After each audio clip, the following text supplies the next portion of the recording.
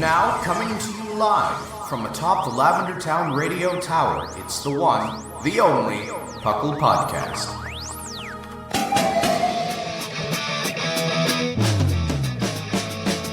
It's PUCL! PUCL! It's PUCL! PUCL! Pokemon Underground Champions League, oh yeah! PUCL! PUCL. And welcome to episode 553 of the PUCL Podcast, which stands for the Pokemon Underground Champions League, a nonsensical name our fearless leader Thatch came up with in 2011, which makes us ancient by podcast standards. 11. My gosh, yeah. 7. 2007, my friend. We are even more ancient than you remembered. That's what I meant to say. It rhymes. It's fine. I thought you were coming up close on like the 15-year PUCL anniversary. We are, in fact. We are. That's insane. Joining us, as you can tell, I'm filling in for our fearless friend Thatch, as he is off in Chicago doing wedding things, which... He's not getting married. He's already married. Yes. Putting that out there. Someone else's wedding things, which leaves us in charge. I'm joined by the fearless, the fluffiest... Whimsicott, how are you doing today? I am regretting all the fluff. It's way too hot to be fluffy right now, but hi, everyone. And as you can undoubtedly tell, not Claude 1, not Claude 3, we don't skimp, we got you the full Claude 9. How are you doing? I am doing great. I have way too much energy for this early in the morning. Good. Yeah. You can compensate for me being melted and completely off key. I'm moving next week, and I'm shifting time zones one earlier. So instead of getting up at a truly insane early hour, I'll get up when everyone else does. So I can't wait to be normal again. What do you mean when everyone else does? Well, like, by the time I'm usually up, anyone in my time zone is still asleep, because it's somewhere between 5:30 and 6 at the very latest. So you shift that by about an hour. So you think waking up between 4 and 5 is even better? Oh no, you're right. Oh no, it'll be so much worse. Yeah. Oh, this will be an experience. I shouldn't have said anything. I'm sorry. Oh no, it's fine. Now I can train myself to sleep in, because that's how that works. I highly recommend getting like blackout curtains, like good blackout curtains for the bedroom. Well, when I'm in a longer rental, I will absolutely do that. Because I have some that work really well, except for when it's switching between night and day. Because then there's a small crack that lands right on my face every morning. And it kills me. Because I'm like, the room is like entirely pitch black except for this one like crack of light. And I'm like... The Zeusian sunbeam falling directly on you. It wakes me up every morning at like 8 o'clock. Or whenever the sun decides to wake up, I'm awake. Wow. Your own personal Stonehenge. Pretty much. I appreciate the idea that Stonehenge was constructed so that a sunbeam would fall on one guy's face at exactly the right time. Well, Stonehenge was constructed so a sunbeam would fall behind a certain stone at exactly a certain time of the year, which is the very convoluted reason why my melted brain decided to come up with that phrase. No, I understand that. It's just going, oh, it's a sunbeam. It's not like it's the Parthenon, which is supposed to have the sun fall directly on the emperor as he comes in for this holiday. No, it's just some, like... I don't want to say like Paleolithic. I don't actually remember when Stonehenge was built, but it's just some, druid who's built his house by some rocks and is like, all right, now I've got my alarm set. I can answer that. Stonehenge was built a while ago. Yeah, fair. At least 5 years ago. At least 5 years ago. At least. More than that, I was there earlier than 5 years ago, so... So at least 6 then. At least 10. At least 10. But as we all know, ancient people were not capable of building anything. It was an alien building an alarm clock. Absolutely. The lever was an unknown concept. Water didn't exist. Yeah, exactly. And people were dumb. So, speaking of dumb people, how have we all been doing with our Pokemon experiences in the past couple of weeks? Funny enough, I've gotten a lot more into Pokemon over the past week. just because Thatch and Shamu convinced me to buy some Pokemon cards, and now I'm in that, like... Oh, no. Yep, I'm in that, like, place where it's like, I'm waiting for them to come in, and I'm just excited every time the mail comes, and I'm like, ooh, a new little envelope of stuff. It makes you want to wag your tail? It does. When it comes, I just have to wail. Oh, man. Whimsicott has no idea what we're talking about. No, I do know what you guys are talking about, because the ending song of this show used to be about that. God. Oh, yes, mail time. Yep. But no, it's gotten me into it, and I've started, playing more Showdown out of nowhere. Oh. So I don't know, I've just gotten, much more into Pokemon. I'm probably gonna go play some Pokemon Unite later today, just because I can. OU, or, well, not for Showdown, but not for Unite, but for Showdown. Are you playing OU? What you playing? I've been doing OU as just like a base training ground for myself. I'm still involved in various different draft leagues for fun, and this is my off season right now, and I'm very much enjoying just playing with some things I don't normally get to play with, or I find that I know where my flaws are, and I'm just trying to slowly fix them piece by piece. I think that's my Tinder bio. Yes. Whims, what you been up to? Okay, let me see if I can manage to express this without saying sentences that are only marginally related to what I actually mean, as I've been doing so far. Okay. So, I have been playing more random battles, and I reached 1800 for a hot 5 minutes or so, and then I lost 7 matches in a row, but I was there. I have a screen cap. Hey, I know Huiku has reached 2000 before, but that's about it. Wow. Granted, it took him a year or so to do it. It's insane. I think in order to reach that, you have to remember what sets are input into Showdown. Yeah. Well, there's a Chrome plugin that tells you what the possible sets are. Oh, interesting. Yeah, I know, because I think it's PokeAim does a, tries to hit top 10 in the random battles ladder. I think he's doing that right now. It's entertaining to watch. And he has a whole damage calc that's only the random Showdown. Wow. Thing. So and granted, it's 3 or 4 options for each Pokemon, but there's that, and then there's the Chrome plugin that he uses. Wow. And it's this is cool to know oh, if you're doing random battles, you're only going to have one of 3 sets. These are the 3 sets. Yeah. Yeah. That's commitment right there. Once you have information is very powerful. Yeah. In a game like chess. I was going to say, especially in a format where it's all random, exactly. The one with information has way more power. Oh, yeah. Exactly. At this point, getting your opponent to reveal more of their Pokemon than you have revealed is part of the strategy. Exactly. And that used to be a big strategy back in Gen 4, Gen 5, before Team Preview was a thing. Preview was a thing. But we'll talk more about that later. Yeah, we will. Yeah, and so, I've been playing so many random battles that at this point, I think I've had, 3 or 4 shinies show up in my teams. And one of them was a green Taurus. So, hey! On topic. I finally got my... So, as loyal listeners may know, my 3DS was stolen years ago. And I finally got a new one and got it working. It was missing a battery and some stuff, and I've got it functional again. So I've gotten access to all of my old download games, and that means I've got 5 fresh Pokemon games, because I didn't keep any of the save data, and I didn't have anything in home.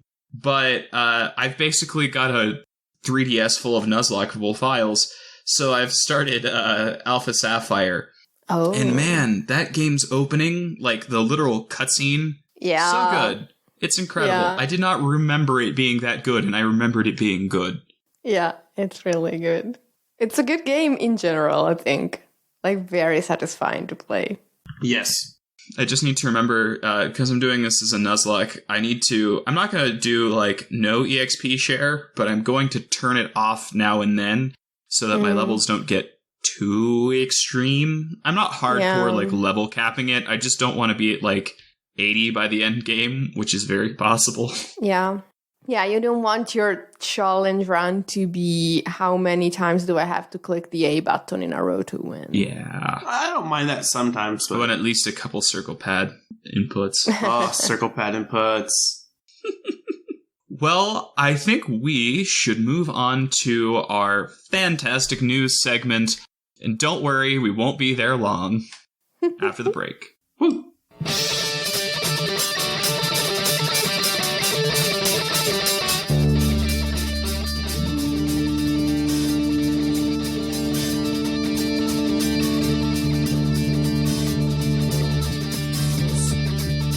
Live from the Lavender Town Radio Tower. This just in. And welcome to the news. There is none. Well, On to the trivia. Well, not sort of. quite. There are a few small things. There is one massive piece of news. There is, and I get the honor of telling us about the best news, the most important news. In fact, I would say the most franchise-defining piece of news that we've ever had. Forget the release of Gold, Silver, forget Yellow, forget the anime, forget the original games coming out. They pale in comparison. We're getting a big Sphere plush. Oh, Yes. Round boy. I'm so excited. Round boy. It's very big, it is very squishy, and it is perfect. Very round. I want it. I really want it. I want it. I would use it as my pillow. And at least one point, I would see just how far I could drop kick it in optimal conditions. So yeah, that is literally the entirety of the general news section. Well, no, there's a couple other things. Like, Pokemon Unite is celebrating its 1 year anniversary soon. And with that, it's adding 6 new Pokemon to Pokemon Unite, which is really exciting. And we know 3 of them so far. We know Glaceon, which is going to arrive July 21st, and it can be obtained entirely through missions. There's a Buzzwole coming on August 4th, and Tyranitar is coming on the 16th, and then there's 3 more that are set to come in September, which is exciting. We get more new Pokemon, just makes the game more diverse and exciting to play. Buzzwole might pull me, might get me back. Flexi boy. I've seen a picture of Buzzwole, like, wearing a fancy vest. It's incredible. And it's so funny. Yeah, it's a great picture. Oh, and there's also a boss rush mode coming, which I have absolutely no idea what that is. Fascinating. All fun. Is there anything in the TCG, maybe? Something to save us? There is something in the TCG. So, there was a special delivery Charizard announced, like, a couple of years ago, and it's finally here. But, you know, it's a kind of a useless piece of news because signups are already, like, topped up or something like that. It's a mess. And then, according to the notes, there was also an open casting for an unscripted series following the TCG, which gets me kind of excited. That is a combination of words I never thought I would hear in a sentence. Oh, yeah. All I'm picturing is, like, a Yu-Gi-Oh! Anime, but instead of it being Yu-Gi-Oh!, it's the Pokemon trading card game. So what it looks like, because I looked at that casting call, this is kind of interesting, earlier in the week. It looks like what they want to do is either a unscripted, like, live stream, or basically almost have them do a cast or almost like reality TV kind of thing. So I'm very interested because they wanted people who were familiar with the TCG but not experts, which was fascinating to see. Oh, I should have done it then. You almost might have known too much about it. I think they wanted people who could play but not well. I can do that. I'm an actor. You're an actor, I forget. I can pretend like I know less than I do. Ooh, this one's cute. Let's play this one. This one's cute, I'll play that one, reminds me of a tweet I saw when Smash Brothers, the newest one, came out, where it's like, Pichu's adorable. Maybe I'll play Peach. She's so fun. And it's the guy shaking, and he's like, my girlfriend's playing all the top tiers. And we are contractually obligated to talk about Pokemon Go, I feel. We are.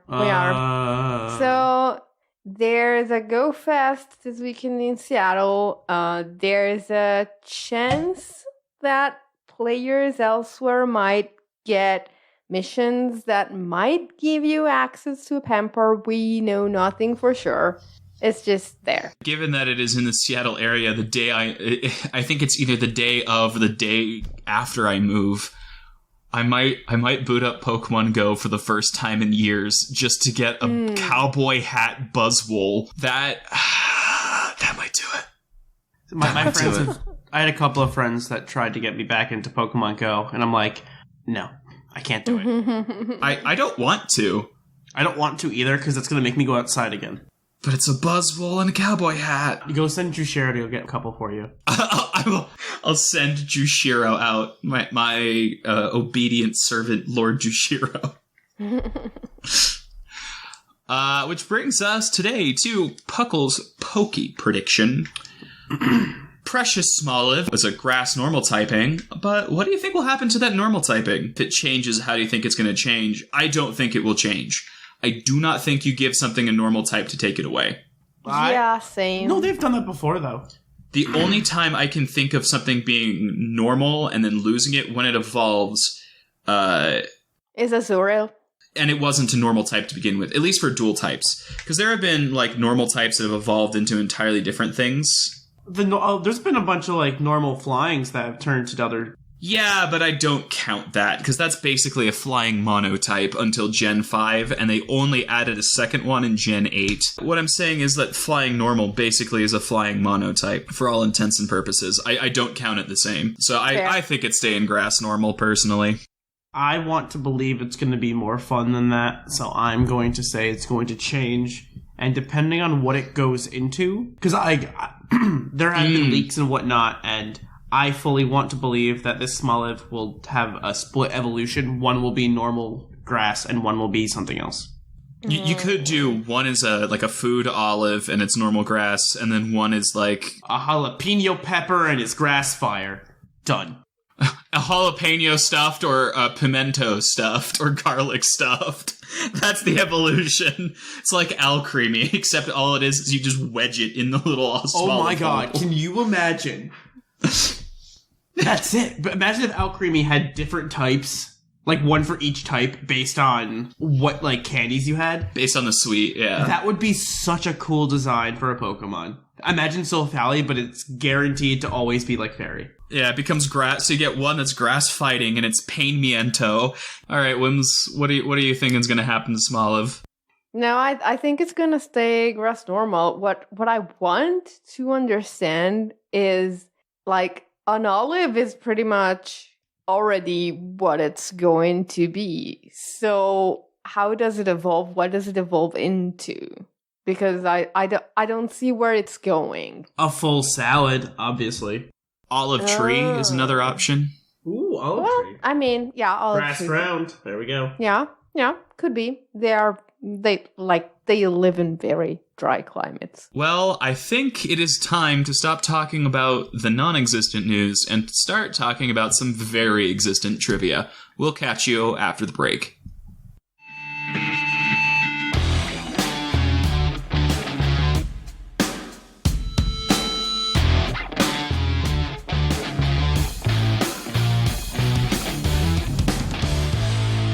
Hello and welcome to the Poke Quiz, the part of the show where we quiz your co-hosts on their insane Pokemon knowledge.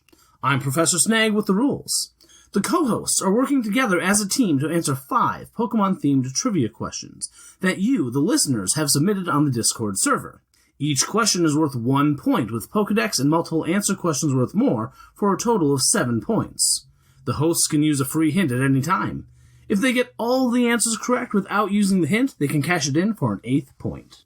And welcome to the trivia. All right, we got the rules. You know how to play. Let's start with question number 1. Pikachu. And that is incorrect. Question number 2. Oh. Question number 1 we've got from Professor Snag.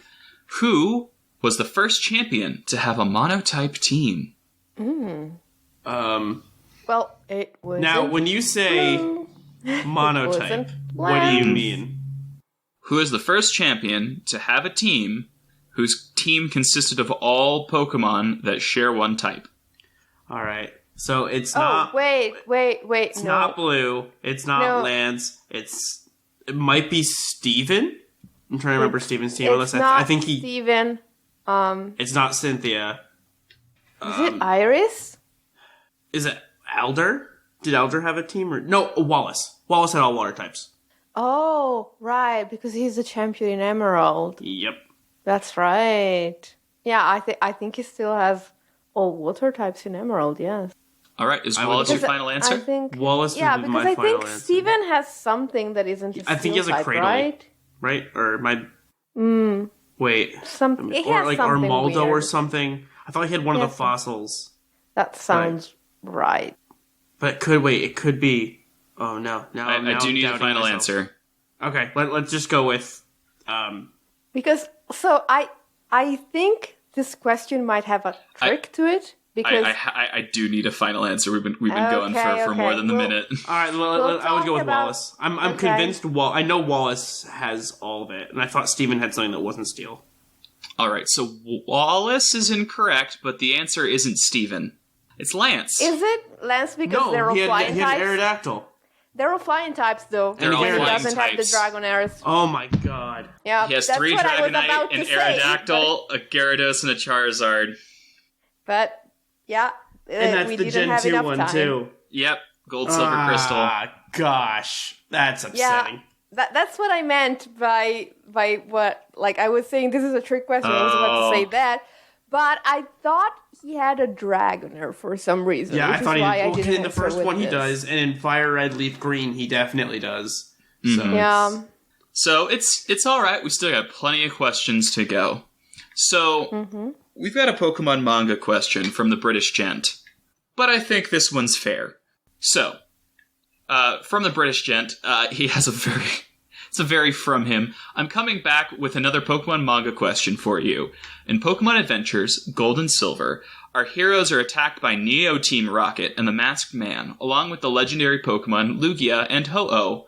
As the fight carries on, the Masked Man is finally revealed. But who is the Masked Man? Oh, I don't remember. Really? I knew this one. I really don't remember. I got nothing. I don't remember any of the manga. Wait. Who is the Masked Man? So the Masked Man is someone that beats Team Rocket or is with Team Rocket? He is a member of Neo Team Rocket. No, I don't remember this. I mean, it would make sense for him to be Giovanni. Just because, it's Neo Team Rocket, but it's actually old Team Rocket. But I seem to remember he wasn't? Do you want to use the hint? No, I think we should keep the hint for a later question. I don't know who it is at all. Claude's Okay, got nothing. so- If you don't, absolutely wait, no.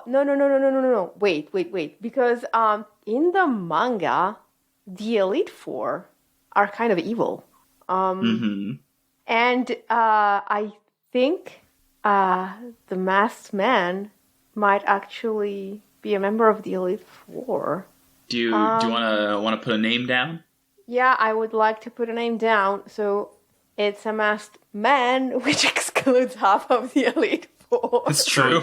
So it's Koga, is what you're saying. Yeah, it's Koga. Yes. It is not Koga. The Masked Man okay. is Price. Price Is the Price? Ice type gym leader? Yeah. What? The Ice. Yeah. It's weird. So I remembered, him being the Masked Man, but I thought no, it must be a later Masked Man. in because I keep mixing up Price with Bryce from Gen 5. Oh, And so I Bryson. Gotcha. The character I'm thinking of is from Gen 5, so it can't be in the Gold and Silver manga. My memory is actually like both better and worse than I thought. Fascinating. Like I had a clear mental image of his face, but I thought he was someone else. Way to do, Whimsicott. Whimsicott, You keep getting the answers almost right. Look, I am, at this point, a blob with a blob inside that used to be a brain. Have mercy on me. Well, let's see if you can get this Pokedex question from Gray the Gray. Its Ultrasun entry reads, "It waves its hand wildly in intimidation and warning. Life is over for anyone who doesn't run away as fast as possible." Who's that Pokemon? That sounds like a ghost type to me. Huh. A ghost type with only one hand. Hands. It says hands wildly. Oh, okay. That's my guess, but I have no direct idea. A ghost type that moves their hands around a lot. Can you repeat the Pokedex question? Yes. Answer, please? It waves its hands wildly in intimidation and warning. Life is over for anyone who doesn't run away as fast as possible. Okay, so there's Dusk Noir waves its hands around a lot, but or Dusclops were the two that came to my mind. Yeah, I don't know that I would attach the adverb wildly to the way they move their hands because it's kind of slow. But I think it's our best bet, honestly. Let's start there, and if we're wrong, we'll get a new one. Yeah. Okay, so what's your answer then? Dusclops? Yeah. Okay. That is incorrect, and it isn't Dusk. It's not that line. I'd give you the line. Okay. All right. So, its sword entry reads, "Once it accepts you as a friend, it tries to show its affection with a hug. Letting it do that is dangerous. It could easily shatter your bones." I thought about Bewear's animation, but I was like, but it doesn't warn you. Like, it doesn't know that it's dangerous. It just wants to hug you. Sometimes they're aggressive. They're always aggressive. The question is if it's aggressive and affectionate or not. Okay. Cool. Yeah. Bewear is our answer. Yeah, it is Beware. Beware. Cool. We got 1 point. Go us. Okay, so for our multi-choice question, there is a redemption point, and every answer will get you a point. There are 3 answers to this question. I like these answers. Most flying dual types, this is from Farmer Fox. Most flying dual types have flying as their secondary type. There are 3 exceptions to this rule for Pokemon lines. Which 3 have it as their primary typing? One is the Noivern line. I know this for sure. One's the Corviknight line, and the third one is I will need you to... Oh, yeah, you're going to lock those in? Yep. You locking those in? I would like to lock in Noivern, Cramorant line, and Corviknight. All right, those are all 3 correct. Go Cloud. I happened to look up something recently, and I was like, and it came up as, Cramorant's a flying water type. And I'm like, that's really odd. That one I really didn't know. I think I could have gotten to the Corviknight line because it starts out as a pure flying type. It would make sense for Steel to be the secondary one. Yeah, but Cramorant I never knew about. Yeah, I keep forgetting Cramorant. I think I've learned this trivia 3 separate times. Yep. I remember this being relevant. I remember back in Gen 7, the only flying type that was started out as flying was Noivern.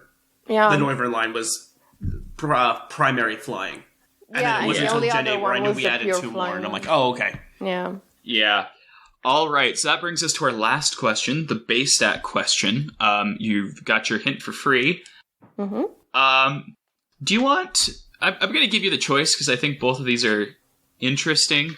Do you want an ability-based question or a trainer-based question? Oh, this is bad.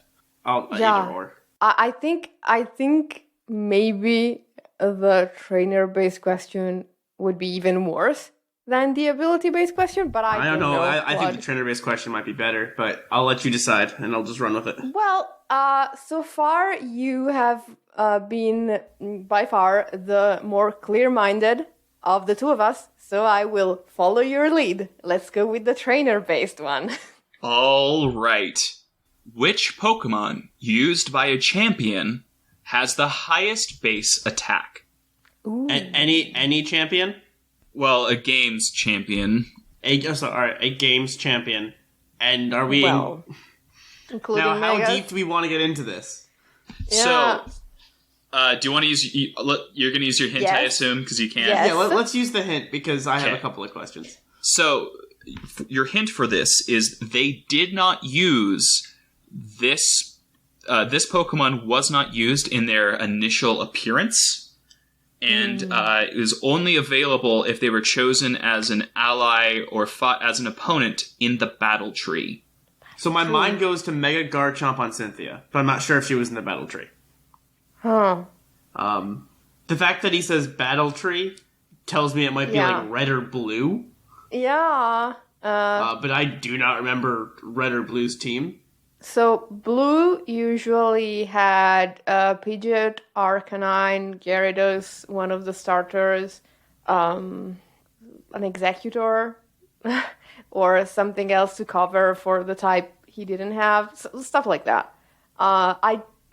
If he has a Mega, it's Mega Pidgeot, which has a high special attack. Yeah, it wouldn't So be. it wouldn't be Blue. So a champion that has a Mega, but he does have it in his first appearance technically. Well, no, okay, so this is very technical, but for example, say it was something like Mega Garchomp or Mega Metagross. Would it count as something they don't have in their first appearance? They have that Pokemon, they just don't have the Mega version. I will be more Mega specific to didn't exist. avoid the whole thing. They're using it in a guest appearance in another game, and in their debut fight, they did not have this form of this Pokemon. That has to be a form Mega. It's either Mega. Of this Pokemon.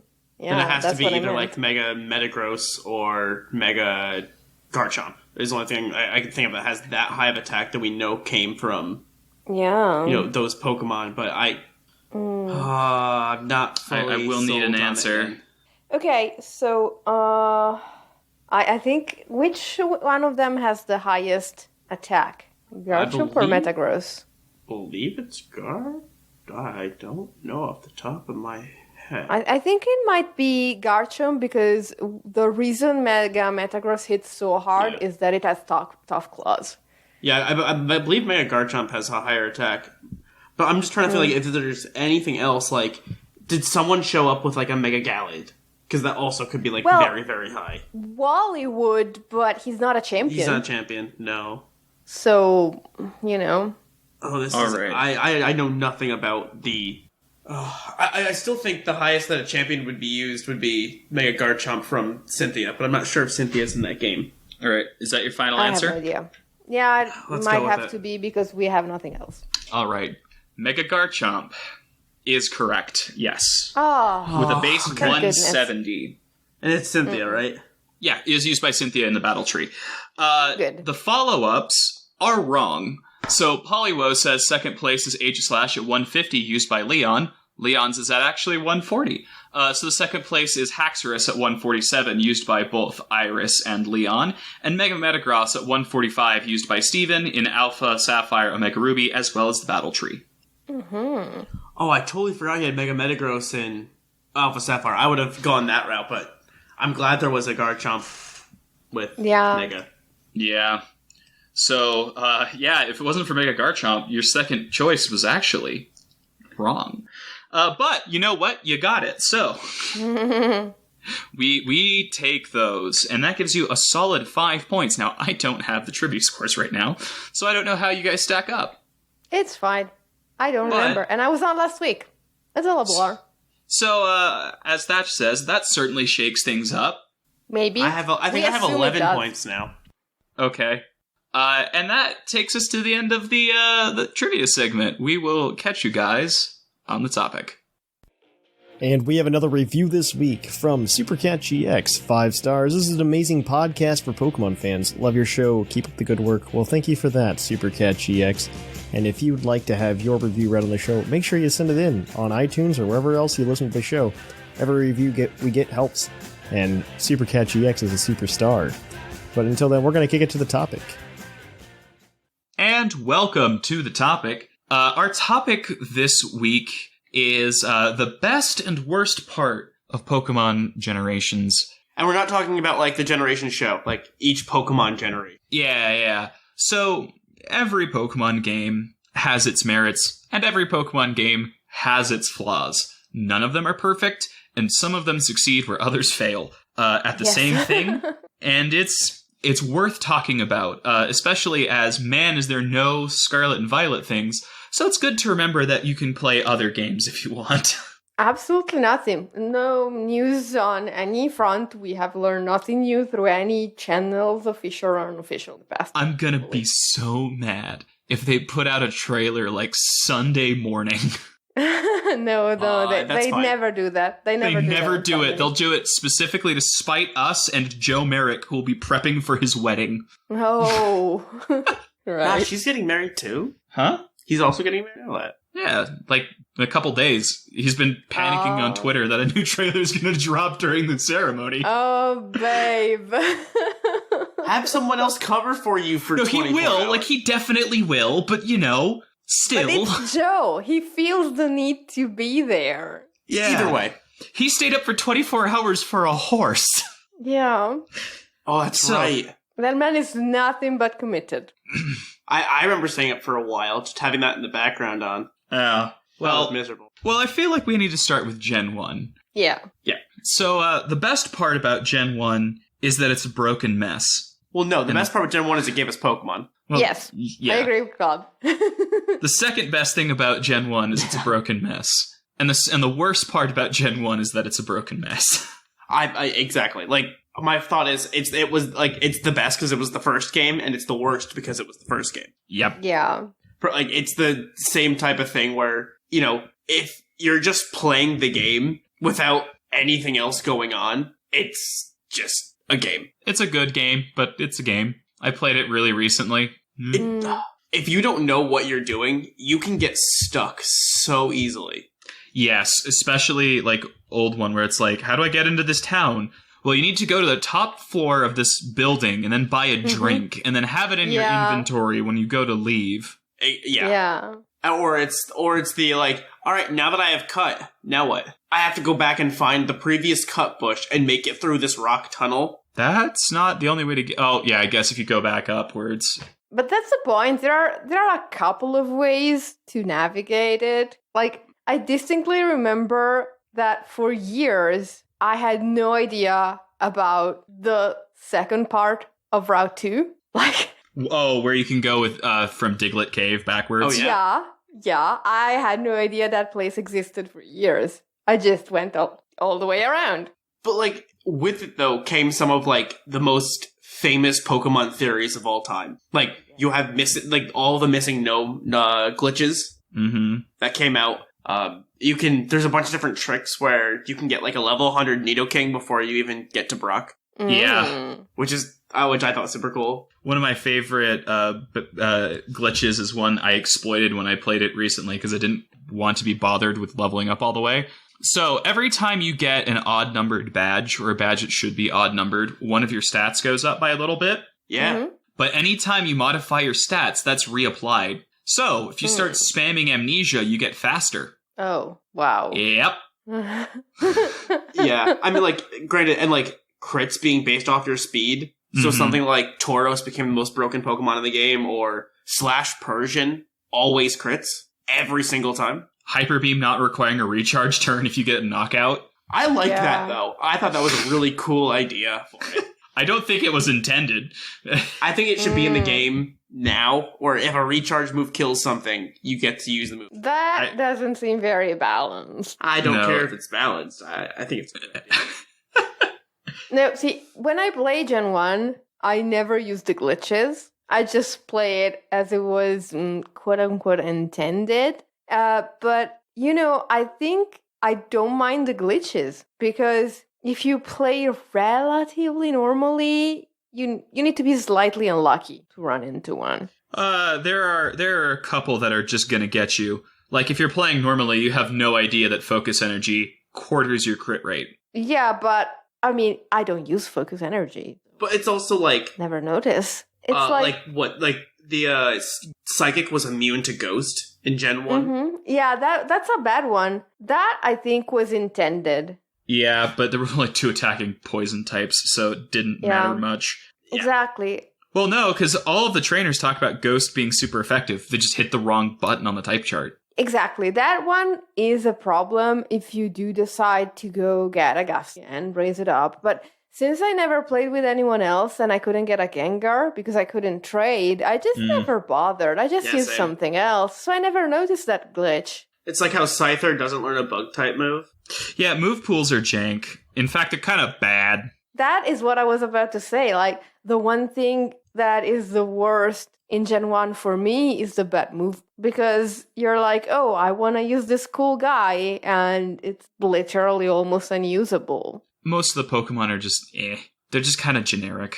This was a problem with the first game that I think they overcorrect later on, where like if you don't know what to do or read the correct thing or may not even say it, you can get stuck. Because it's like, oh, to get Surf, you have to go through the Safari Zone, find the guy's house, and get it that way. But there's nothing that tells you about getting Surf. Oh, and then we need to complain about one of the legitimate worst parts of Gen 1, bag space. Yeah. Not having unlimited bag space was annoying. And having it be so small, it's so hard if you want to keep even any, like, 1 or 2 TMs, or if you don't remember to put key items in the PC afterwards. Mm-hmm. Well, because we are spoiled because Gen 1 and 2 had the worst PC system. Yes. Yes.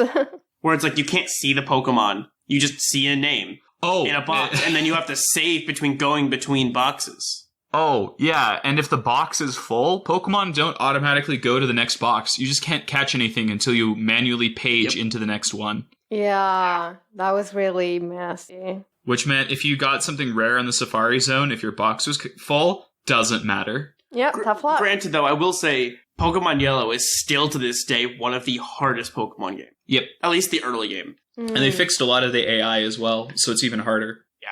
So it's just like, it becomes a lot more difficult of a game if you because the only way to get through the first gym is you need to go get like a Butterfree or a Mankey, pretty much.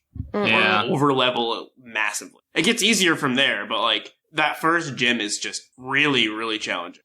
Yeah. Gen 2, I feel, has different problems. Yeah, but Gen 2 has so many good things. Yeah, like, Gen 2, the biggest problem is the level curve and how long it takes to get anything done. I mean, it's the grinding. Yeah, like, really. Yeah.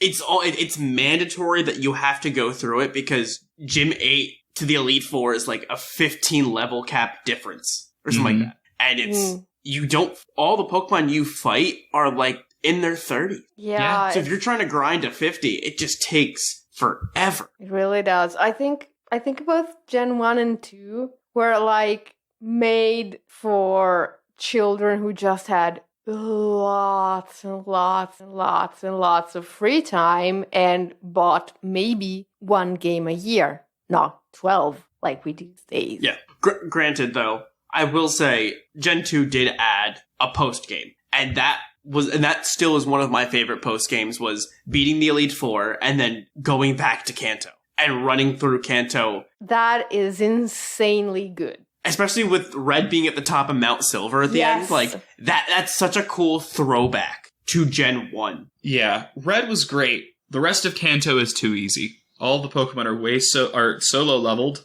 on the other gym teams, you will just like show up, run through them. It's a victory lap for nostalgia. But it was something else, though. Like, it felt better than going through Johto, where everyone's within like 5-6 levels of each other. Yeah, I think it's just more a continuation of a jank level curve more than anything else. It is. I just loved the concept of it. Because you get to do Kanto in a different order. I think you have to start with Lieutenant Surge, but like after that, no, you can do any of them in any order. Even better. Except Blue has to be last. Yeah. Yeah. But it's really, really cool, like, as a concept. And also, I Yes. don't mind the execution. Like I said, it's a victory lap. Now, I will make one statement here about Gen 2. So I like how they added, a bunch of, like the eggs and breeding into the game. I just hate almost all the baby Pokemon. Yep. I don't feel like they added anything. I think it just fell flat. And that's why we haven't seen many more baby Pokemon since. I think after Gen 2, you've hit, Munchlax, Bonsly, Toxel. Yeah. And that's, like, it. Because they weren't that, or in Happiny, but, like, Why it's not? still... Mime Junior. No, there's a Yeah. bunch, but still, yeah.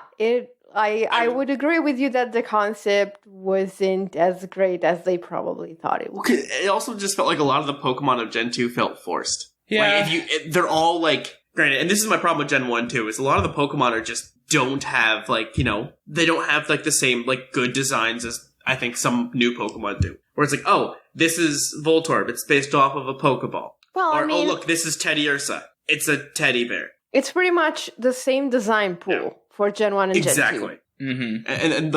And that's, like, one of my flaws with it's like, you have one of the worst Pokemon ever created in Sunkern, who actually has a cool design in my mind. I think it's, like, interesting idea where you have, like, Tyrogue, which is just a tiny human. Tyrogue makes me uncomfortable. I do not like the flesh horns.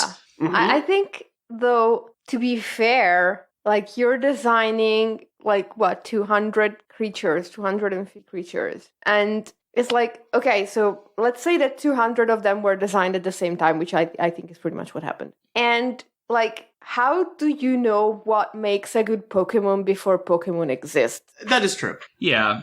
It's trial and error.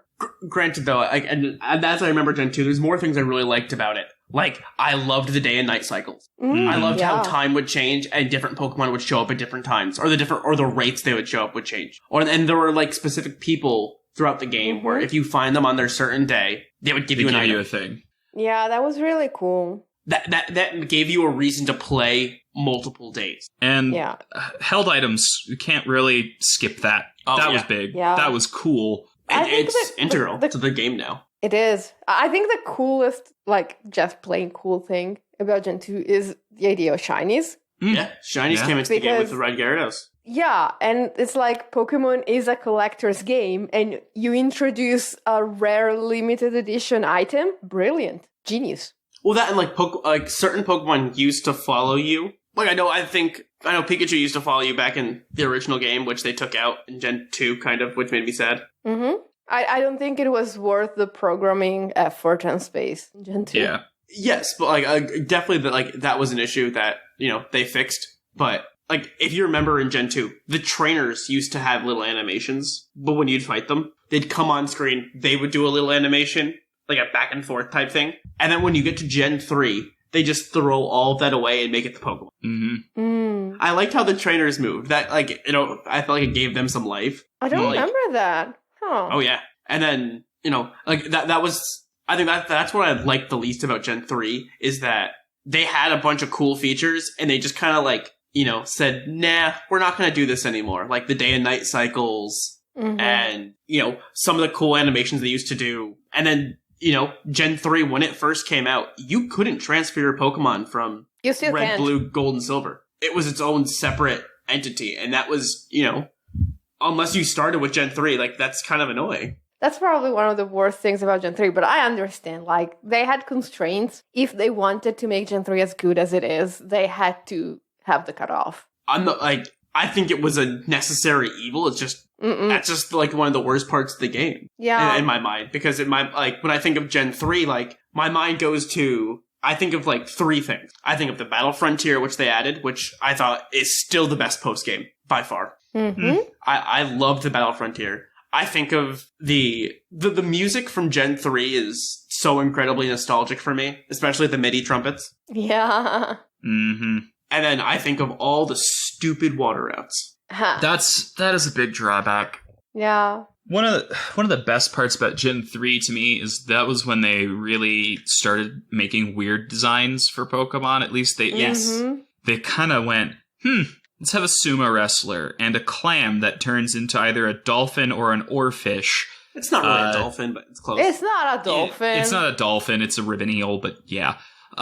Still nothing related to a clam. Let's have a skull that becomes a mummy and a puppet ghost. Yeah. Let's just have a random dog with a horn that summons disasters, but it doesn't. It's just got a bad rap. Yeah, and an ant lion evolves into a dragon. Exactly. I think Gen 3 is still one of the best generations. In terms of design, I agree with you. Because they went so different from Red and Blue. But the red and blue mons still fit. I didn't feel like, exactly. Oh, this is a weird... Yeah. And also, Gen 3 has a certain fil rouge of design to it. Like, as weird as some of the Pokemon are, they can all fit together very well. And they all fit in their environments, right? Mm-hmm. In my mind, you can't really talk about Gen 2 or Gen 3 without, this is the first time they decided to remake games. Fire Red, Leaf Green came out. It brought in the whole idea of, we can remake a game and add it back to this generation. Because Fire Red and Leaf Green, in my mind, are still one of the better games. I love playing through Fire Red and Leaf Green. I love them. I really love them. They have a lot of great things, and they have a lot of weird decisions, like not letting anything evolve later. Yeah. But then still showing you, it's like, it can evolve. It's like, thanks for telling me. Like, I think Fire Red, Leaf Green still, and Kanto in general, had one of the best, level curves you could fight for, going through the game. It's not you can choose to grind or not to grind, and it still works. Yeah. Yeah, mostly, yes. Mostly. Gen 3 introduced abilities, which very important, very good. But them. Gen 4 was the one that made abilities matter, honestly. Well, it's all the changes to battle. The physical split. The online. Dynamic forms. Deoxys was the first to have a form, but you had zero control over it. It was determined strictly by what game you were playing. Yep. So in Gen 4, now you could have a Pokemon that would have multiple forms, whether it was Rotom or one that changed forms in battle, like Cherim. You could have Pokemon that were dynamic instead of just a static, always whatever it was. Well, you had that in Gen 3, cast form. But, you had cast form. You had one, and he was weird. I mean, it's not like Cherim is much better. But... Cherim isn't, but Rotom is. Rotom is great. But that was only in Platinum. Yeah. Because it didn't really have the same impact before Platinum. I can't talk about Gen 4 without mentioning how slow the game was. Yes. Oh, yeah. That was their biggest problem, was to play the game, the battles are so incredibly slow with the HP bar. Not just the battles, just getting through the world. Oh, yeah. Everything is like running through molasses. Speaking of running through molasses, they do that twice. The swamp and the snow. They added the same mechanic that made traversal worse. And it's like, oh, you were complaining about surfing too much? Try this. Yeah, this is so much worse than surfing, especially because, you could grind in this game. It's easier, but it has the same Gen 2 mindset of there's gonna be a jump, and it's gonna be difficult. And there were, I don't know exactly how to say it, but too many stupid HMs, like Rock Climb and Defog. There didn't need to be more. Dive was too much. Whirlpool was only acceptable because you only needed it the once. Well, same with Waterfall. Granted, Waterfall actually had some niche uses because it actually had, a decent base power. Yeah, it did damage. Granted, so did Rock Climb, but it was also, 85% accurate, and it's that's pointless. Strength is just better. Strength is better. Granted, Gen 4, though, was, I think, the generation of Pokemon that put it where it is today. All competitive stemmed, in my mind, from Gen 4. Well, yes. I think the fun part about Gen 4, the way we're looking at it, is that so far we have said nothing positive about Gen 4 that is intrinsic to Gen 4, but all the positive things are about the changes it brought to competitive. Yeah. Intrinsic to Gen 4, I really liked... What's good about it? I really liked the Gen 4 Battle Frontier, but if you're calling that an extension of, the Gen 3 one... Oh, I agree. I think Sinnoh is a super well-designed region. I like the fact that you're crossing the same mountain several times. Oh, yeah. So, Gen 4 was always my favorite generation. I love the Pokemon that were added in Gen 4. I liked how, like, everything felt and, like, looked right in that game. I loved all the starters. Like, I can't think of a Gen 4 Pokemon that I really don't enjoy in some, you know. I can think of many. I can think of a couple. I know y'all are going to say, like, Luminion and whatnot, but I have all No, I actually like Luminion. I'm thinking about something else. It's underutilized. It just doesn't have a move pool. But I think we're forgetting the absolute best feature of Gen 4. The Underground? No, Heart Gold Soul Silver. Okay, yeah, that too.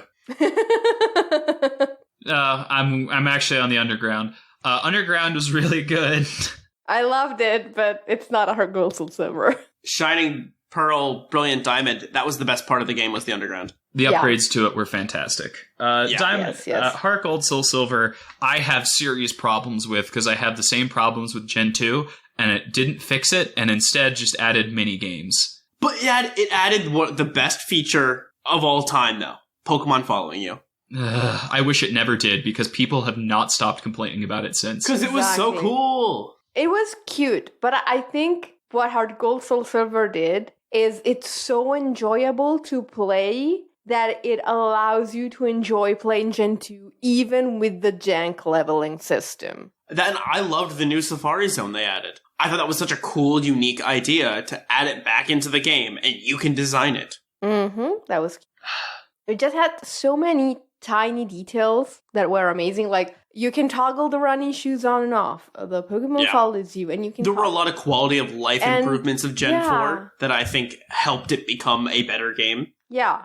It made Johto enjoyable. Yeah. Granted, I have to go back to Gen 3, because I can't not talk about Gen 3 and not talk about the best Pokemon games of the entire franchise, being Coliseum and XD Gale of Darkness. They were my favorite games growing up. I liked them more than I enjoyed the main series. I enjoyed Pokemon Battle Revolution because of the competitive aspect more than I enjoyed probably playing the actual Gen 4. I liked a lot of the spin-offs that came out of, these past couple of generations. Because when you get to Gen 5, like, this is where, I fell off Pokemon for a little bit. As a lot of people did, I think. Yep. But going back and replaying through Gen 5, some things were great, some things really were not. Yeah, I think we can all agree that one of the worst things about Gen 5 is the Pokédex cutoff in Black and White. Soft reboot, yeah. Yeah. I didn't mind the soft reboot that much. What killed me is the fact that, like, they put so much effort into the story and that half the characters had no personality. Yep, that's... Like, think of all of your rivals besides N. Well, it's like... I wouldn't say that they don't have a personality, actually. They have certainly... I think they're just lacking in it. They're just flat. No, I disagree completely. Like, I think Sharon and Bianca are very well characterized, actually. In Black and White 2, they're better. In base Black and White, they are just there. I disagree. I think they certainly have more personality than, say, Barry, whose character traits are, I run really fast everywhere. Yeah, but Barry wasn't the focal point of the story, and he really only showed up occasionally as muscle when needed. Sharon and Bianca are not the focal point of the story, and... No, but they keep showing up anyways. Like, the amount of time... I don't mind. They start the game off with, you have to go talk to... one of their parents to convince them to come on the journey? Yeah, but it takes you like 25 seconds. Well, it's more that's where they start you, and then they don't do anything for the rest of the main story. They both that and Black and White 2 start with you talking with Bianca and Sharon, and all of a sudden it's just, that's it. Mind the soft reset as much if it didn't lead to all of the routes having so much in common, except for a few that have very unique rosters. How many routes can you get a Watchog on? How many routes can you get an Unfazant? Yeah, that's true. They're really good things, like Shaking Grass was a fantastic addition. I love Shaking. Yes. Here, catch a Pokemon that's competently leveled, or have a way to grind super well. Or that is a Stone Evolution. Yeah. So, and then there was the Pokemon World Championship was in that game, and I thought that was such a cool addition to, like, go back and fight other trainers and, like, gym leaders and champions from different regions afterwards. Now, this can either be taken as a great thing or a terrible thing, but they added 2 different ways to battle, being triple battles, which I didn't mind, and then rotation, which I hated. Blarg.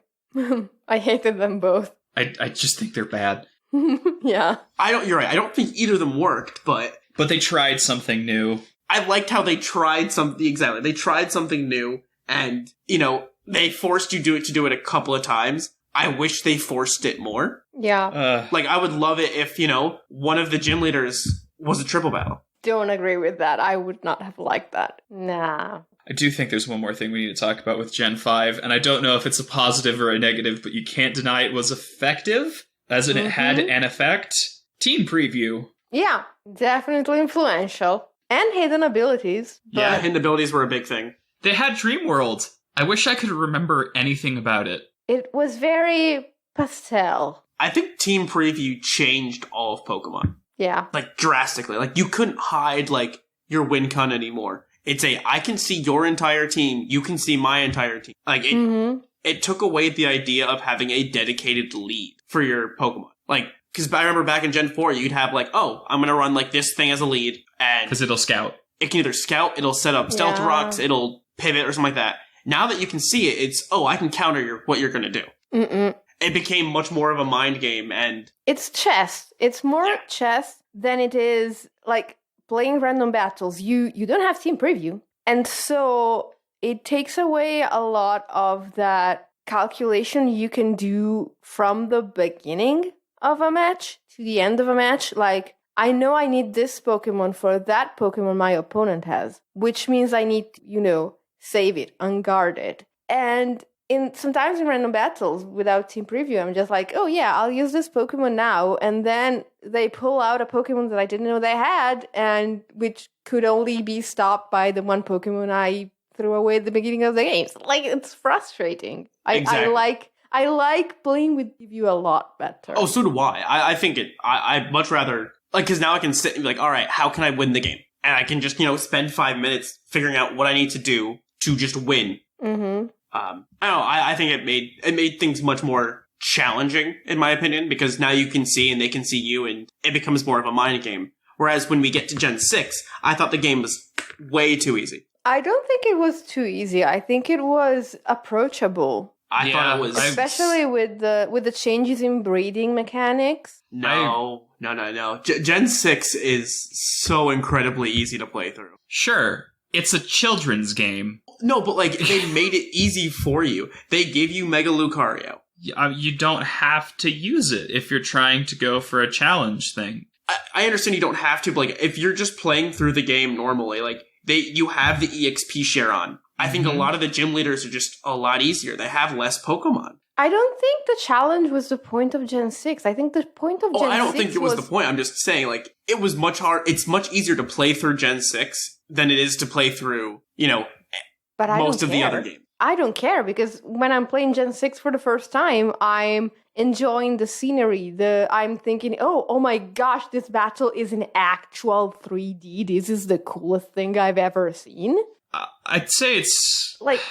I'm thinking about other stuff. I don't mind that it's not a challenge up front, because I think if you care about it being a challenge, you know enough to, make it a challenge for yourself, even on the first run through. Well, the problem in my mind is the fact that they added in one of the best things ever, being Mega Pokemon. And the Mega Pokemon are just so incredibly overpowered compared to the rest of the Pokemon in Gen 6. Which is why I don't think they're actually great for the game. Not the game is competitive. That's fine. Oh, whatever. no, I think I'm saying in the story mode, I think it's objectively just a bad thing. Because it makes it super easy. And not in the sense that easy is bad, but it takes away any decision making. Yes. Because you're given at least 2 mega capable Pokemon. You don't even have to find them. Nope. And they are very, very powerful. Especially with the addition of Fairy type. We can't talk about Gen 6 and not talk about the great Fairy type that was added. Yeah, yes. There's a lot. I think Gen 6 is all about enjoying the new toys. And I'm fine with that. They have 15 Pokemon on every route. I think that's a plus. Some people are going to be frustrated that it's so hard to find any given Pokemon. I think Gen 8 does it better, which is a weird and wild thing that people are not going to like. But the fact that Overworld Mons and Grass Mons had slightly different lists, and you could see what you wanted, you could have a lot of Pokemon on one route, and you could still get what you wanted.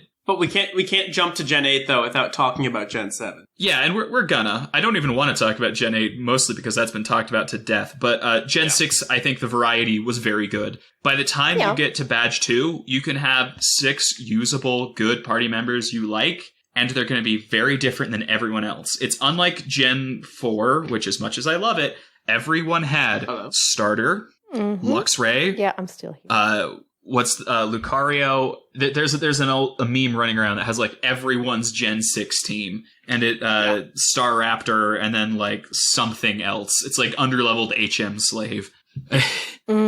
Yeah. So yeah, I think there's a lot about Gen 6 to like. I think the story was embarrassing. Yes. Not even just bad, like abjectly stupid. Like I'm always the one who disagrees with that. Is like, it's not a bad story. It's the story that is told extremely badly. That there's not a difference. No, there is a difference to me. Okay, but if the end result is bad, I don't care if you used poor ingredients or you just can't cook. The food sucks. Yeah. There is a distinct difference to me as someone who. Because I got back into Pokemon because of Gen 6, and one of the things that did it was the little gardens that you could encounter like in the post game. Oh yeah, the Friend Safari. The Friend Safaris. Because I remember being at college and just talking to people that also had the game, like, oh, let's trade friend codes. I want to see your Friend Safari. Yeah. And that got me back into Pokemon because I ended up having to go meet people, talk to people, re-get. Yeah, join a podcast community. The PSS, I still absolutely loved the PSS. Yes, it has to be mentioned. It was easy to see still things. The best one. Yeah. I got back into Pokemon during Gen 6, but it was just before Oras was coming out. I stopped playing midway through Gen 5, and then when the next one was coming out, I was like, I'll see what this whole X and Y thing was that I missed. And there's a story I tell, which is true. I got Fennekin, and then I ran into a Flabébé, and like, look, a grass type, because I didn't know there was this whole fairy. Yeah. Clicked Ember, it took neutral damage. I'm like, must be like water type or something too. That's weird. Mm-hmm. And then it used Fairy Wind, and I was resistant. So I'm like, that's a weirdly named grass move. Yeah. And I didn't catch it. I just knocked it out. And they get to the end of the route, and Dexio's like, hey, did you see a Flabébé? It's a fairy type. And I went, it's a what now? Oh, someone didn't keep up with the news cycle. Not at all. Yeah. So I go on Cerebi, and I'm like, wait, it beats Dark type, Fighting type, and Dragon type. What? It does. Yep. That was a fun moment of pure confusion. Fabulousness over sheer power, my friend. It's the magical girl type. It beats the darkness and the dragons. Yeah, and the tough buff guy. Yeah. Yep. Fighting evil by Moonblast. But you mentioned something though. It was like the little Dex thing would talk to you, and after that. No, Dexia is the name of a character. No, Dexio. Oh, the Dexio. That's right. He was the character that mentioned that thing. Granted, that, in my opinion, is the worst part though of Gen 7 was the Rotom deck. Oh, part of it was a non-issue for me. I did not care about it. I didn't mind that it would be like, this is the next place you have to go if you want to know where to go. Not all right, on the first island, I'm going to hold your hand and stop every 10 seconds to tell you what you need to do, and you have to do it immediately. Yeah. The beginning of that game was so rough. Even in Ultra Sun and Ultra Moon, it was just rough to start, and then it gets better. I didn't care. Yeah.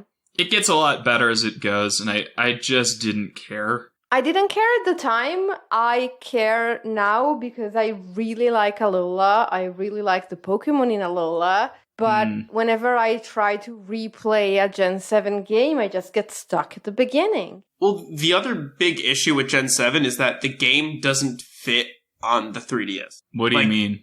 The 3DS is not powerful enough to run it, in my opinion. Because it used to be very kind of slow and chug with Gen 6. And when Gen 7 added more stuff, it became just very, very, slow. Because I remember, if you have a Moltres out, all the different animations that were going on would just slow down the game. Yeah, it wasn't so noticeable. Well, A, in playthrough, and B, it depended on the hardware you had. Because I had a new Nintendo 3DS XL, which was the... Oh, yeah, me too. See, and I was playing on the original 3DS. And I think that was that was my issue, where it's, I didn't want to buy a new 3DS just to play this better. I would, I turned off a lot of like animations and movements so that way my game would run faster. I see. But like, otherwise, like, those are the two things I hated about Gen 7, being the early game was miserable to walk through and I hated like being handheld.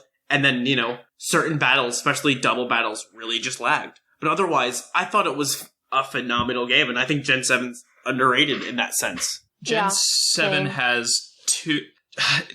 My biggest problem is that there's no definitive version, because Ultra Sun has features and things that I really like, and a terrible comparative story. And then you have Moon, which is much better, but it's missing things.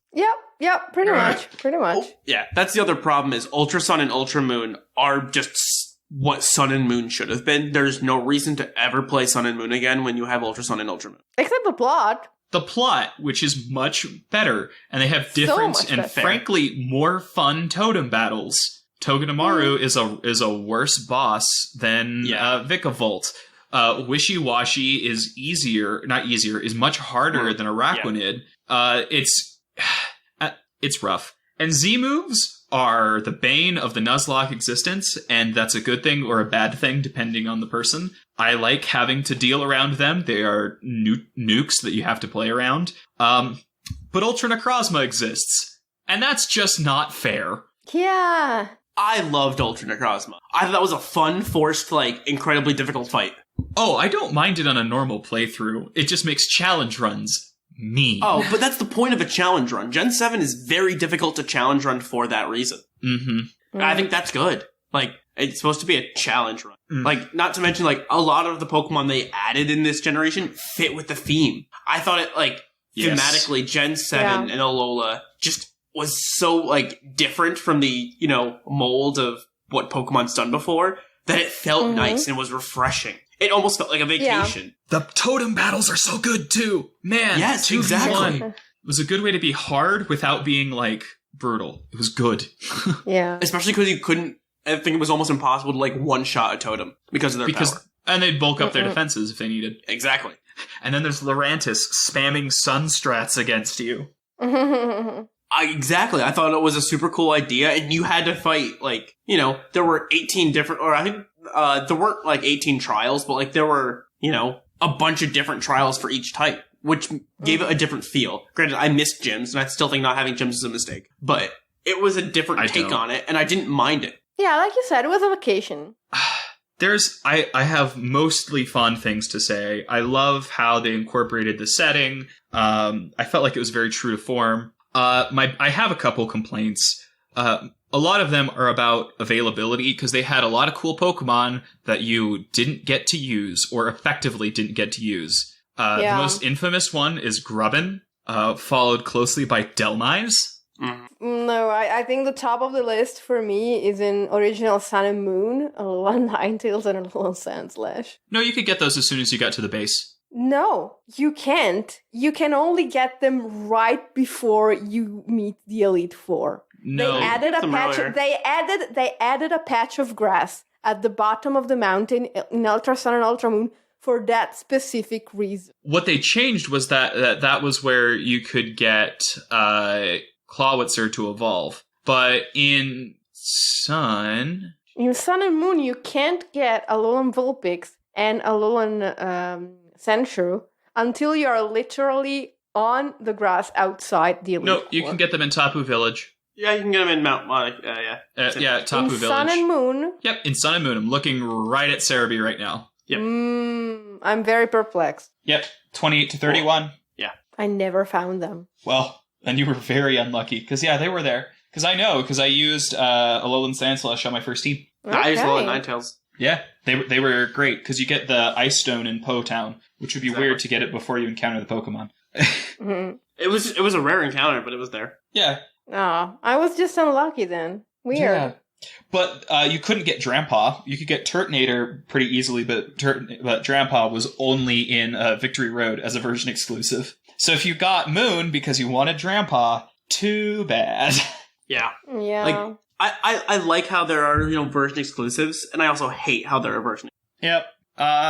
Do we want to talk about the pros and cons of Gen 8? Because I feel like that's been the podcast for the past 3 years. Yeah, I think we can sum it up. Let's just do a quick summary of it. Bad Dexit. And a story that falls apart after Gym 4 or 5. That's it, and the story doesn't follow you, and Dynamax, and honestly, the polish on the game is not great. I liked how the game looked. I thought the wild area was great. I loved the DLCs they added. I wish it was just part of the original game and not a DLC. DLCs are both super great. The polish, when I say the polish is lacking, I don't want to see the villain's plan via PowerPoint. Yes. Yeah.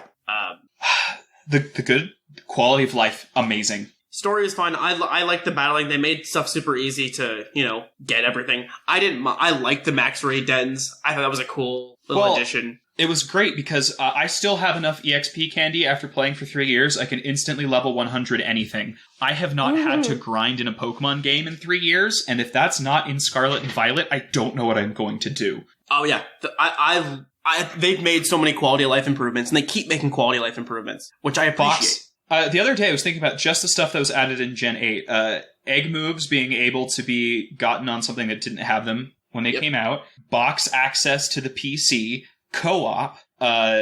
Trade codes, which, rental PSS teams is good. Rental teams. Oh, yeah. Those are good. Trade codes. Look, PSS was great. I would give it up forever if I can keep trade codes because I don't have to add people's friends list. It's painless.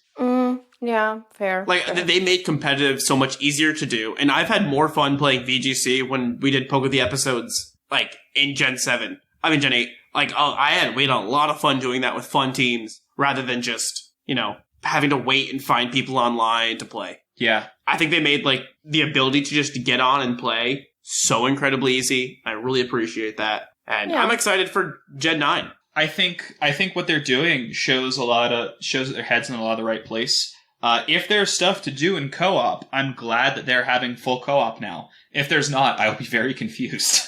See, and that's what I'm really excited for with Gen 9 is the fact that there is a co-op mode. Mm-hmm. So, I think this is one of the first games where I'm getting both Scarlet and Violet so that I can play one on my own, and then I'm going to play one, a entire playthrough with my fiance. And we're just going to go through the game together because that's something that we can do, apparently, in Scarlet and Violet. Yeah, normally I would be super excited to play with all the Puckle people, but now that it's there's full local co-op, it's all right, see you guys when I'm done. Cole and I'll take the weekend off and just hole up and play the game together. That sounds awesome.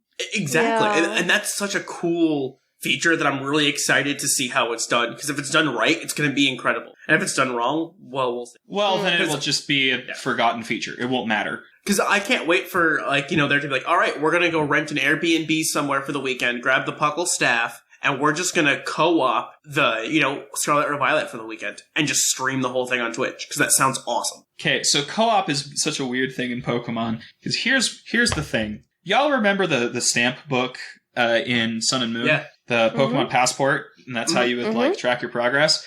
I got every stamp except the multi-battle one. And I was never able to do it. But that was truly a terrifying and eternal experience. Let me retroactively throw that on one of the worst things about Gen 7, specifically the one with the photos. That took me 6 hours, and I was doing it with optimal grinding to get 1 million points. Yeah. I never did that. Don't. All right. Well, I think we've covered all the games. That does bring us to the Pokemon of the episode. We will catch you after the stinger. Poke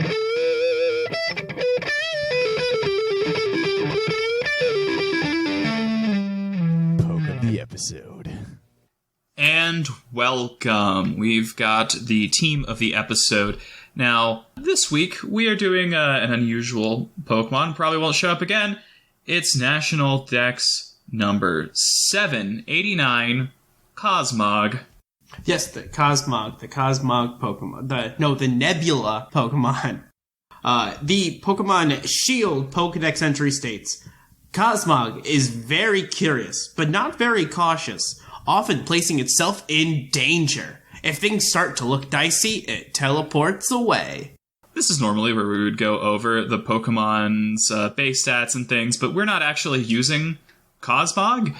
We are using both Solgaleo and Lunala, and that'd be a lot of stats to go over. So all you need to know, Solgaleo, he's chunky, physically. Lunala, she chunky, specially. They're kinda slow for legendaries, but not that slow with a 97 speed. But not that bad. But they hit hard. Mm-hmm. With 137 in their relevant attack stat, 89 in the other in their other defense, and 107 in their better defense, and 137 HP. They are chunky. Mm-hmm. And good. Yeah, they're very strong. And so we're doing a team that actually uses both of them. And it's cool and weird, and I like it. It is by Alex123.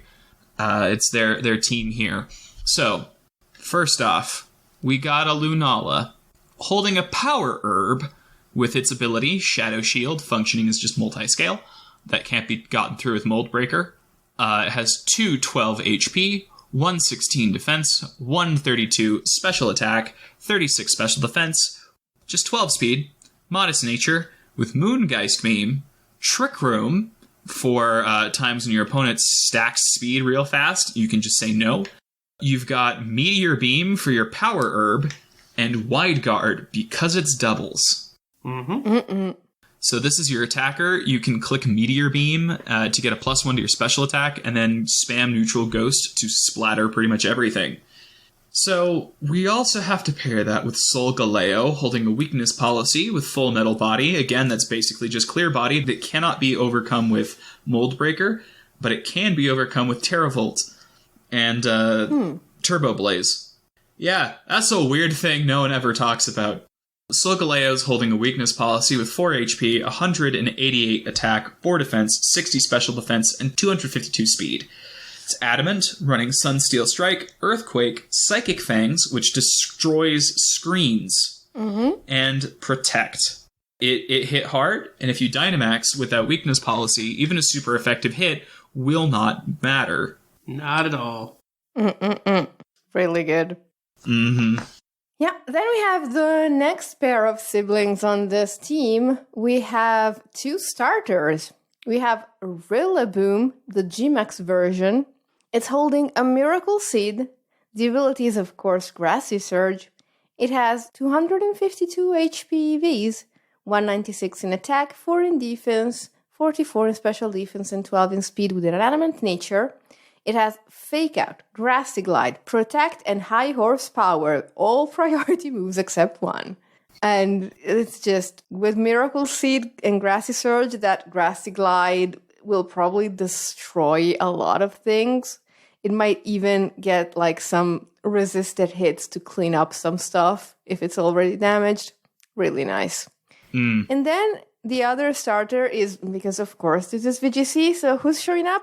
Incineroar! Yeah! Yeah, it's holding a Sugar Berry, it has Intimidate, it has max HP, 180 defense, and 76 special defense with an Impish nature. It also carries Fake Out, and then it has Parting Shot, Flare Blitz, and Darkest Lariat. It's a pretty standard Incineroar, I think. And then to round out the team, we have a couple other support mons that put in a lot of work in VGC. One being Thunderous, with a Life Orb, a Defiant ability. 4 HP, 252 attack, 252 speed, Jolly Nature with Wild Charge, Fly, Brick Break, and Protect. This is your main, Dynamax, one of your main Dynamax mons that I know people like to use. And then we have one of the most supportive Pokemon in all of VGC, Grimmsnarl, holding a Light Clay with the Prankster ability, 252 HP, 140 defense, 116 special defense with a Careful Nature, with Light Screen, Reflect, Foul Play, and Spirit Break. Yep. It comes in, it does Grimmsnarl things. Yes, pretty much. Pretty much. That's the team, yeah. So that is our team. You'll be able to pick up a shiny version of this on our server if you are a patron of a tier. I don't remember which one gets the thing, but if you're a patron, you'll be able to get it. All the information is on the PUCL Patreon for that. The giveaway will be later this week. if you haven't seen Shiny Solgaleo and Lunala, they're just blood red. They're bad. Some people really like that. I think they're kind of cool. Some people think it's kind of washed out. I hate them. Oh my. And with that, we will see you guys in the mailbag. It's mail time! It's time for the mailbag! Send in your emails! And welcome back to the mailbag. We've got 3 fantastic emails. Actually got a lot. We had a lot of emails this week, yeah. Yeah, it's like if you ask people to tell about bad Pokemon they wish were better, there's a lot of answers. It's almost like there's a lot of bad Pokemon that we wish were better. Yeah. So we're going to start off with one from Shrug Eye here. Bonjour, Puckle and Pucklers. It is, hey, it's Gray, aka Shrug Eye on Discord. After listening in silence for months, I was finally compelled to write in after you guys totally failed to include the coolest lackluster Pokemon of all time in last week's episode. Hoenn's own Zangoose. Kind of agreed here. Zangoose. He's in my favorite lists. He's very good. I've been playing since the beginning, but Zangoose was the first one I ever had a semi-obsession with. When Ruby and Sapphire dropped, I was still too young to understand base stats and all that. All I knew was that I wanted to join Team Magma, and Crush Claw was the best move ever. So much that in Gen 5, when it wasn't a signature move anymore, I made an entire team of Crush Claw users only to get my butt whooped in every competitive match. I Nice. love the dedication. Yeah. Nevertheless, it's been almost 20 years and my boy is still sitting in PU. No evolutions, no megas, not even a regional. I can't even get one in Pokemon Go. I'm probably the only person to feel this strongly, but as the president of the Zan clan, I accept this pain. I'm just hoping it's included in Gen 9, and in a way I don't have to breed it with hidden abilities and secret egg moves just to make it half decent. Even if its gimmick is as bad as Z moves, I think we deserve better. Anyway, thanks for coming to my TED Talk and always putting on a great show. Best wishes, Shrug Eye. That was a great email. That's good. I feel like if Toxic Boost also made it not take poison damage, it would already be a lot of the way towards viable. It would be better. 100% would already be better. As an avid Seviper fan, it is... I'm always jealous because Zangoose is just strictly better than Seviper, and there's nothing I can do to make Seviper better. But I know Seviper is in Gen 9, though, so take that. I just realized that's why Zangoose has Toxic. Yeah, and also it's a mongoose. I'm so dumb. Its whole thing is that they're poison-immune snake hunters. Exactly. That's amazing. Okay, cool. Anyways, so our next email is from 2Crow48. Good evening, my Poke Pals. I really like this question simply because we get to talk about Pokemon that are typically forgotten about. So, without further ado, Girafarig. I've always loved this little guy. The first time I played Silver back when it was released, I found one and it was so bewildering, yet impressive to me. It wasn't until I started playing randomizers that I truly fell in love with it. I think an evolution could be really fun, as much as I've been trying to avoid all the Scarlet and Violet spoilers. Of all the ones, this one kind of maybe shows up there, but we'll see about that. Anyways, but I'd really like a regional form. Something completely random. Like he is already. My choice would be Bug Dragon. Why? Because why not? Alright. I can see, Dark Psychic. I can see, what else can I see with it? I can see Ghost Psychic. I think Psychic has to stay somewhere, though. Honestly, it should just have a regional form that is Dark Normal, and the leading head is the other Oh my god, yes. Done. Yes, agreed. But he goes back to saying the design would be a small dragon with the second head being a parasite for no reason, and then just give it Technician. Alright, that's an idea. I do like Girafarig. I think Girafarig's a fun mon. And then the other mon he talks about is Shedinja. Great concept for Generation 3, but what now? I want to give it a new twist. First, give it a good HP stat. Next, make it Ghost Steel. And finally, a new ability where it can only be hit by not very effective attacks. What? Ghost Steel has the most resistances, tied with Electric Steel at 12. So there's room for work. Breaking the game. But it keeps a sense of a previous gimmick. No. That might be a little too broken. That's too much. So. Yeah. As always, take care, 2Crow48. I love the Girafarig idea, though, where you just flip the heads. And now it's dark normal. That'd be super cool. Dark normal would be really good. The other type I would appreciate is if it became, instead of a normal psychic, it was a psychic normal. That would be even funnier. Yes. Oh. No, I still think dark psychic would be a really good typing for an evolution. Yeah, as long as you don't have anything hit you with a U-turn ever. I mean, That's fine. Like, Malamar exists and does. No, it doesn't. all you have to do is, like, up its stats by, like, 100 base stat total, and then it might be decent. You can even divide it evenly and it would be fine. It's just so low all around. Yeah. But that's it for my email. For that. And I believe we have one more thing. We do have one more. Yeah.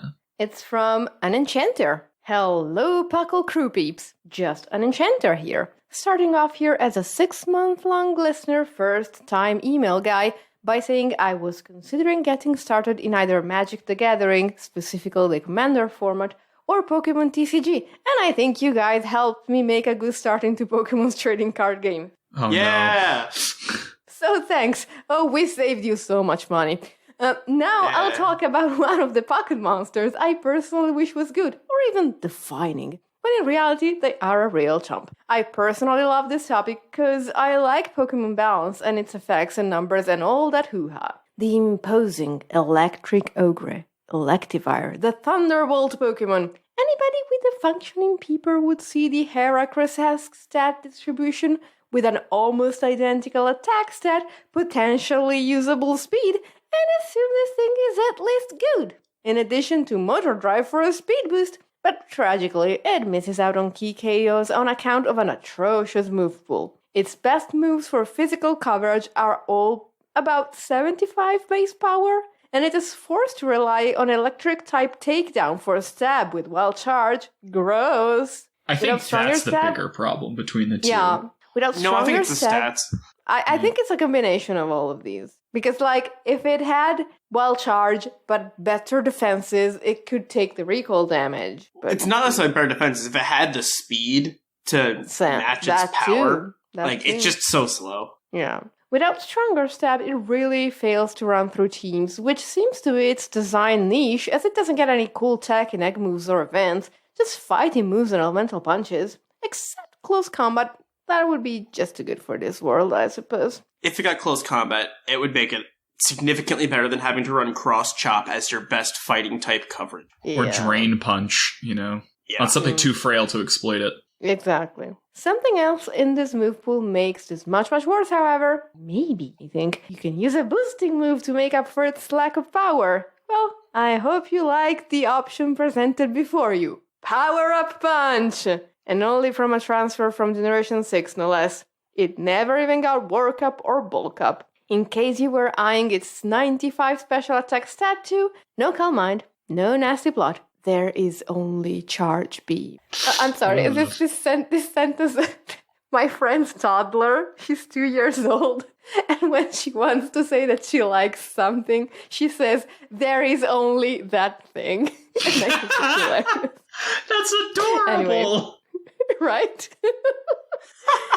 Anyway, with how much Electivire seems stuck a few generations behind everything else, it really needs a bunch of changes to be relevant. A secondary fighting type with close combat to make a fighting type that can beat flying types, Bolt Tackle, Swords Dance, Sheer Force as an ability, all of the above.